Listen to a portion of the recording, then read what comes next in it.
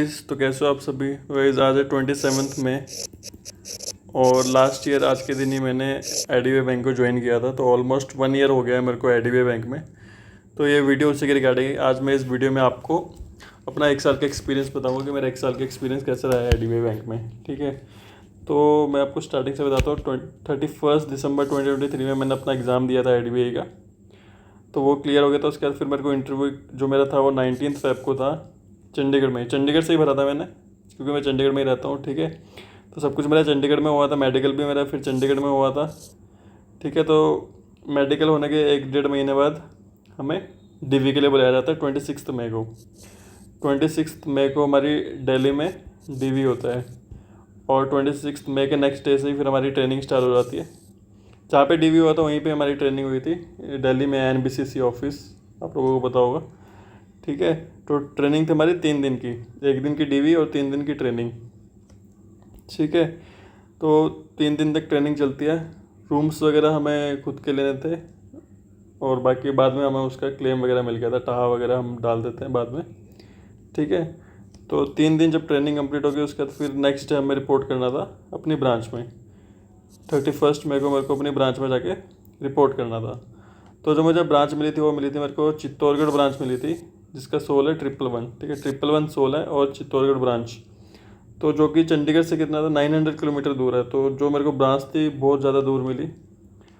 और एक तो मेरा जोन भी चेंज कर दिया, फिर ब्रांच भी मेरे को इतनी दूर मिली, पर जाना ही था नेक्स्ट डे।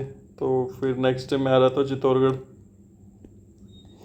नया शहर, नए लोग, रूम भी नहीं था। तो रूम वगैरह मैंने OLX में सर्च किया था, तो OLX में इजली रूम मिल गए थे। तो आप लोग भी OLX वगैरह में ट्राई कर सकते हो। जैसे काफ़ी लोग होंगे जिनको बाहर नई जगह पे जाना पड़ेगा जहाँ उनका कोई अपना नहीं होगा, तो आप OLX वगैरह में जाके इजली सर्च कर सकते हो रूम वगैरह। ठीक है, तो उसके बाद मैं आपको बताता हूँ अपने ब्रांच का क्या सीन रहता है। ब्रांच में हमें सुबह 9:30 के आसपास पहुँच जाना होता है। ठीक है, 9:30 बजे हम जाते हैं ब्रांच में। 10 बजे से पहले पहले हमें अपनी अटेंडेंस वगैरह लगानी होती है। ठीक है, और फिर उसके बाद वही डेली रूटीन, जो डेली रूटीन की चीज़ें होती है वो सब करनी होती है हमें। तो मैं आपको ये मोटा मोटा अभी इस वीडियो में बता देता हूँ कि क्या क्या काम रहता है हमारा। हमें बेसिकली RTGS हो गया, नेफ्ट हो गया, HPW रिपोर्ट होती है। रिपोर्ट होती है चेक के रिगार्डिंग, जो कि आपके बाद में समझ आएगा। बाकी ATM चेकबुक रिक्वेस्ट वगैरह होती हैं। तो ये कुछ बेसिक बेसिक चीज़ें होती है जो हमें करनी होती है डेली रूटीन में। ठीक है, उसके बाद 2 बजे के हम आसपास अपना लंच वगैरह करते हैं, 2 से लेकर 2:30 के बीच में, जब भी टाइम मिल जाए। एक्चुअली इसके लंच का भी सबके ब्रांच में अलग अलग सिस्टम होता है। किसी ब्रांच में सारा स्टाफ मिलके एक साथ करता है, तो टाइमिंग रहती है ब्रांच की कि 2 से 2:30 बजे तक बंद रहेगा या 1:30 से 2 बजे तक बंद रहेगा। बट हमारे ब्रांच में ऐसा नहीं है। हमारे ब्रांच में क्या है कि एक एक दो दो करके जाता है स्टाफ, मतलब सारा स्टाफ एक साथ नहीं जा सकता। मतलब बाहर ब्रांच में कोई ना कोई होना चाहिए कस्टमर को अटेंड करने के लिए। तो हमारा तो ये रहता है कि जब भी टाइम मिल जाए, कस्टमर नहीं है तो खाना खाने चल जाओ। ठीक है, उसके बाद फिर खाना खाने के बाद हम क्लियरिंग वगैरह लगाते हैं। क्लियरिंग का टाइम जो होता है वो 2 से लेकर 4 बजे तक का होता है।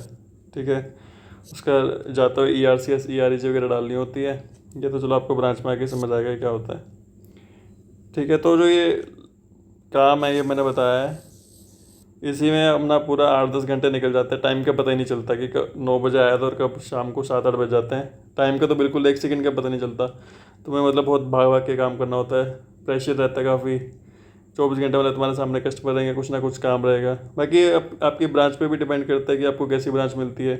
जैसे जो मेरे को मिला है 111 सोल मिला है, तो जो हमारी ये काफ़ी बड़ी ब्रांच है ये। ठीक है, इसलिए यहाँ पे कस्टमर बेस भी ज़्यादा है तो काम भी ज़्यादा रहता है। तो बेनिफिट भी है इसके, कुछ नुकसान भी हैं। तो बेनिफिट तो ये है कि अगर कस्टमर ज़्यादा होंगे तो बिज़नेस वगैरह भी इजीली मिल जाएगा हमें, ज़्यादा दिक्कत नहीं होती। बट ये है कि काम बढ़ जाता है इसके रिगार्डिंग। ठीक है, ज़्यादा सर्विसेज देनी पड़ती है कस्टमरों को। और जो छोटी ब्रांचेज होती हैं, नई ब्रांचेज है, वहाँ पे क्या है कि अभी कस्टमर इतने नहीं है तो काम भी कम है। तो कम कस्टमर आते हैं, कम कस्टमर आएंगे तो फिर हम बिज़नेस भी कम कर पाएंगे।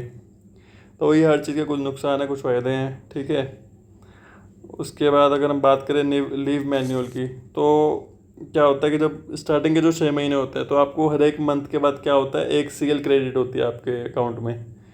ठीक है। जैसे आप 1 मंथ जॉब करोगे तो आपके 1 CL आ जाएगी, 2 मंथ जॉब करोगे तो एक और CL आ जाएगी। हर मंथ मतलब 1 CL क्रेडिट होती है 6 महीने तक। फिर जैसे 6 मंथ्स कंप्लीट हो जाएंगे तो 7th मंथ में 6 जो नेक्स्ट 6 मंथ्स के होंगे वो 6 एक साथ क्रेडिट हो जाएंगे आपके अकाउंट में, ठीक है। और 4 से ज़्यादा CL आप एक साथ ले नहीं सकते, ठीक है। अगर और 4 से ज़्यादा CL लोगे तो आपकी EOLNC मार्क हो जाएगी। EOLNC होता है मतलब आपका छुट्टी तो मिल जाएगी बट आपके पैसे कटेंगे उस छुट्टियों के, ठीक है। और बाकी कुछ नहीं, बस फिर ये तो स्टार्टिंग में चलता है, जैसे आप नए ज्वाइन करते हो तब ये सब चलेगा। बाकी उसके बाद क्या हो जाता है, उसके बाद हर साल नेक्स्ट ईयर से हर 1 जनवरी को 12 CL क्रेडिट होंगे आपके अकाउंट में। ये जो है स्टार्टिंग वाला मैंने बताया, ये है न्यू ज्वाइनर्स के लिए। बट जब आपको एक नेक्स्ट ईयर से क्या हो जाएगा, जब 1 जन आएगी तो आपके ऑटोमेटिकली जो पहले वाली CL बच्चे होंगे वो लैप्स हो जाएंगी, वो एक्चुअली उसमें स्पेशल सिक लीव में कन्वर्ट हो जाती हैं, ठीक है। और 1 जन को नई आपकी 12 CL आपके अकाउंट में क्रेडिट हो जाएंगी, ठीक है। बाकी सिक लीव होती है, OL होती है। OL जो होती है ये आपका प्रोविजन पीरियड होने के कंप्लीट होने के बाद ही मिलती है, उससे पहले आप OL ले ही नहीं सकते। ऑर्डिनरी लीव होती है, ठीक है। अभी जैसे मेरे पास 20 बढ़िया, बट मेरा प्रोविजन पीरियड अभी कंप्लीट नहीं हुआ है। ऑल्दो मेरे को 1 ईयर हो गया बट अभी प्रोविजन पीरियड कंप्लीट नहीं हुआ है, ठीक है। जो प्रोविजन पीरियड रहता है उसका टाइम क्या रहता है, उसका टाइम रहता है 1 साल से लेकर 3 साल तक, मतलब 1 ईयर मिनिमम है और 3 ईयर मैक्सिमम है। तो ये ऑलमोस्ट मेरा वैसे कर देंगे 1 ईयर के बाद कंप्लीट हो जाएगा प्रोविजन पीरियड, ठीक है। अभी जस्ट 27 मई को ही मेरे को 1 साल हुआ है इस ब्रांच में, ठीक है। उसके बाद बात करते हैं हम टारगेट्स वगैरह की। तो टारगेट्स होते हैं, अलग अलग टाइप के टारगेट्स होते हैं, ठीक है। अब क्या होता है वीकडेज, वीकली क्या होता है, लॉगिन डेज होते हैं। जैसे मंडे हो, ट्यूसडे, वेडनेसडे, थर्सडे। तो मंडे को आपको जैसे म्यूचुअल फंड लॉगिन, उस दिन आपको म्यूचुअल फंड करना है, ठीक है। GL मतलब गोल्ड लोन करना है आपको। ट्यूसडे को LIC करनी है, LIC का टारगेट रहता है। वेडनेसडे को आपको करंट अकाउंट रिपोर्ट करना है, ठीक है। थर्सडे को आपको HNW होता है हाई नेट वर्थ कस्टमर, ठीक है। इसमें इनके अकाउंट खोलने होते हैं। इसमें क्या होता है, मिनिमम बैलेंस 1 लाख का चाहिए होता है, तो ये HNW अकाउंट होता है। तो ऐसे ही मतलब वीकडेज आप देखोगे तो हर एक दिन में कोई ना कोई लॉगिन डे रहता ही रहता है, ठीक है।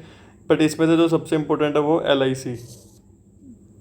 LIC 2 बार आता है। ट्यूसडे को भी, एक ट्यूसडे को LIC का लॉगिन डे रहता है, एक फ्राइडे को रहता है। मतलब इन 2 दिन तो आपको LIC करनी ही करनी है, ठीक है। ये तो रहते ही रहते हैं। इसके साथ साथ ये SSS का भी साथ साथ चलता रहता है कि PMSBY करवाना है, PMJBY करवाना है, APY के टारगेट आ जाते हैं। तो ये सब साथ साथ चलता ही रहता है, टारगेट्स वगैरह,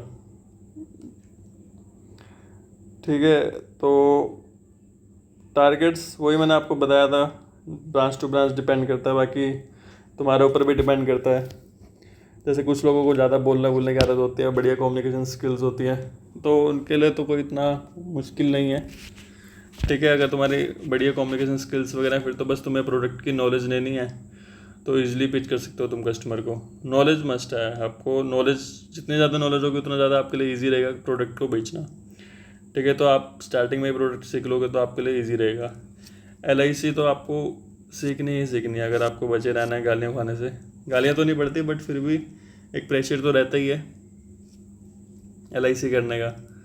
तो LIC का प्रोडक्ट सीख लेना आता ही, सबसे इम्पोर्टेंट LIC है। बाकी कुछ करो ना करो, LIC मस्ट है, ठीक है। बाकी डेली रूटीन के बताऊँ तो कस्टमर की कंप्लेंट्स भी आती हैं बहुत बार, लड़ाई झगड़े भी हो जाते हैं थोड़े बहुत छोटे मोटे।